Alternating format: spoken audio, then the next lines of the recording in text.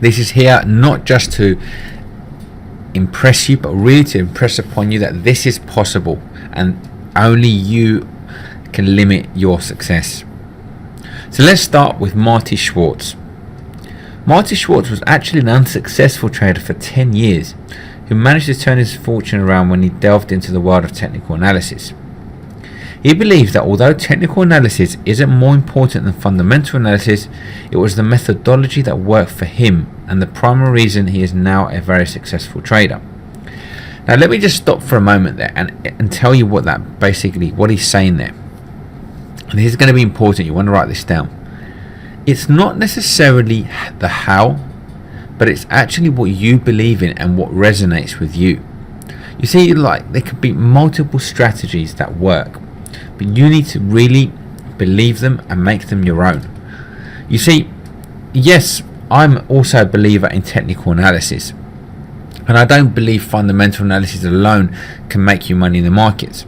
But I can also bet that there's a lot of fundamental analyst traders who just use fundamental analysis that will also prove me wrong and show me that you can make money with just fundamental analysis. Why? Because they can do it with a different methodology that suits their personality, perhaps holding markets for a lot longer. It's my personal belief, in fact, that if you could combine both technical and fundamental analysis, then you will get an even bigger edge over other people. So let's continue with Marty Schwartz. So he successfully won 9 out of 10 US trading championships, returning more than all of the other traders combined. Now you cannot do that with luck. You know that something has clicked in his mind at that point. Now remember, he's come from off the back of 10 years of being an unsuccessful trader. So something changed in him to make him win 9 out of 10 trading championships.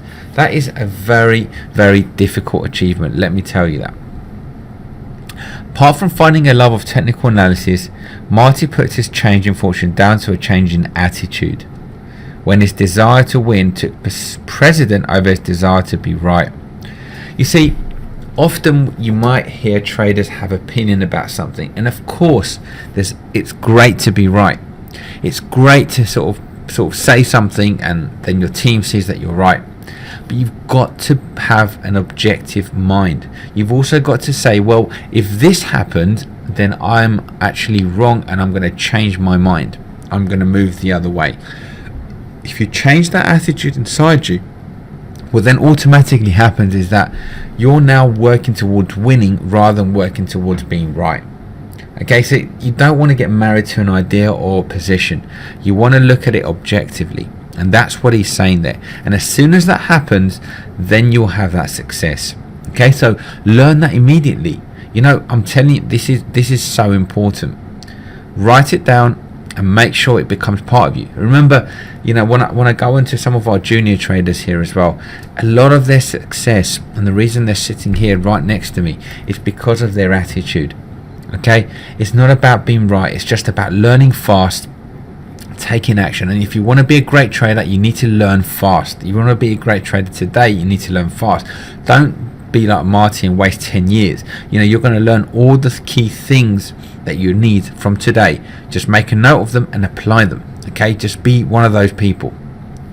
Other notable traits: risk control is an essential element of Schwartz's trading style, and his biggest losses occur after his biggest gains. Winning leads to complacency, and complacency leads to sloppy trades. Okay, this is something that Marty identified about himself. And once you identify these key traits, then it's easy to implement something to stop you doing those things.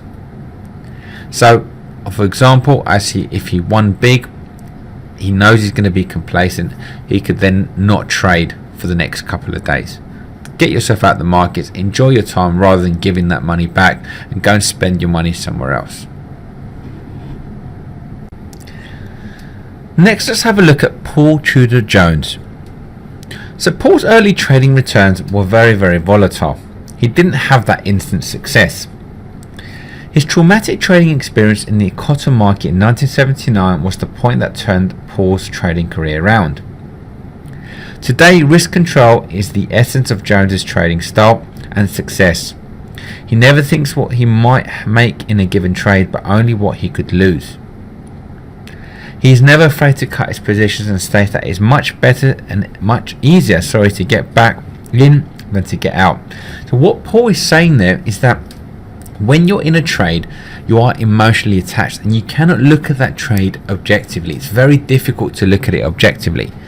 So what you need to have is fixed rules. Okay, this is my ideas about the markets. Have fixed rules that if something happens and you need to cut your trade, because you can always enter back in. And yes, you're going to pay the spread, okay, and it costs you a little bit of money, and sometimes the market will go in the direction that you were in and you may sort of miss out on a little bit of money. But you know what, if you can have the consistency in what you do every single time, you're going to make so much more money by cutting those trades, because the one-off times where you shouldn't have cut it, because you can always get back in, there's always an opportunity to get back in, and that's going to be part of your trade plan. Okay, because when you're looking at things objectively, when you're not in the trade, you can just sort of sit and relax. Your capital's not at risk. You don't need to make an immediate decision. The worst case, the market goes without you. But if the market goes without you, you haven't lost anything. You just haven't made anything. But you've got to be okay with that. To continue in, if over a period of time he is trading poorly, he reduces his size until he's back on track again. You see, this again is part of his philosophy, part of his trading plan. What he believes is that if he's not trading to his optimum and his maximum ability because of whatever reason, then he's going to go smaller size until he's back and actually starting to get that consistency. Because when you go small size, you can stop worrying about the money and just start thinking about the setups, get that confidence back, and then start trading properly. I'd even suggest you could trade smaller size. You could even go back to a simulated account. Okay, this should all be part of your trade plan. Again, this is what we help you with when you come and work with us here at the London Trading Group. His most important role in trading is play great defense, not great offense. He's always looking to protect his account. Okay, you've got to value your account. However small or big it is, you've got to value it. Okay, and if you can protect that account, then you've always got a good chance. If anybody of you follow football, British football, then you'll know that if you don't concede, you can't lose. Okay, if you don't concede a goal, you cannot lose. So that's where you've got to start. You play great defense, not great offense. If you can defend your account properly, then when you patiently wait, you will get those opportunities to really make those returns. Okay, but if you don't have risk control, that's when you risk everything. Okay, that's when you risk blowing your account up. That's when you risk basically having those opportunities and not having the capital to trade them. Next, let's look at Larry Hite. So Larry actually started his career as a rock promoter before deciding to pursue his passion for the financial markets, after being influenced by a business professor on a course in college. He found a particular passion for commodities, and after witnessing a particularly nasty experience during a gig, decided it was the right time to learn how to successfully trade the markets. One of his sayings is as follows: if you don't bet, you can't win. If you lose your chips, you can't bet. What Larry is implying here is basically if you don't control your risk, you have no chance of making money. Risk is going to be a key essential element to anybody's success at trading. Larry does not agree with what the majority of economists believe, in that the market is efficient, and therefore he is convinced that the market is inefficient, which is why he developed a method that places the odds in his favour. He sticks by two main rules. Never trade against the market, in other words, never trade counter to the market, and never risk more than 1% on any one trade. This allows him to stay in the market and trade only the very best probability trade setups. It is a happy circumstance that when nature gives us true burning desires, it also gives us the means to satisfy them. If you want it badly enough, you can achieve it no matter what is. And so that's what Larry believes. Okay, and that's what I believe. I believe that anybody who has enough desire and want to do this can do this. So, I mean, anybody. So if you're sitting there thinking, I don't have a degree, I don't have this background, I've never traded before, don't limit your abilities.